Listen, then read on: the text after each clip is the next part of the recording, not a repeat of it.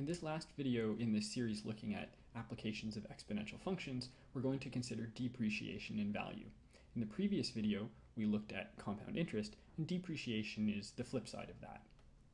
So imagine you had a new car that cost $20,000 and each year it lost 22% of its value. The question is, how much is it worth in 42 months? Again, to answer this kind of question, we need to figure out all the different parts of our exponential equation.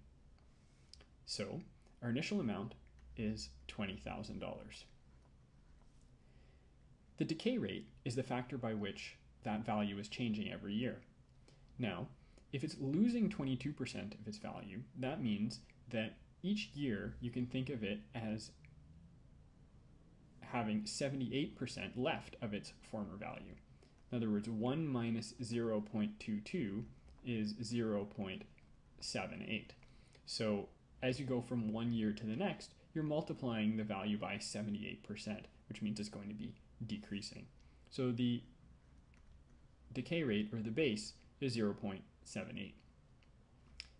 The number of growth or decay periods is going to be the number of years, because each year it loses 22% of its value.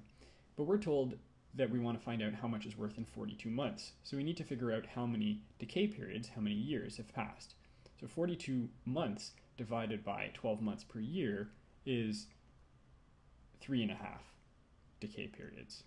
Remember that it's the number of growth or decay periods that goes in the exponent. And the amount after x growth or decay periods, or the amount after 3.5 decay periods here, is what we're looking for. So the amount is equal to 20,000 times 0.78 raised to the power of 3.5. And if you plug that into your calculator, you get approximately $8,382.26. So that's how much is left after 3.5 years or 42 months pass.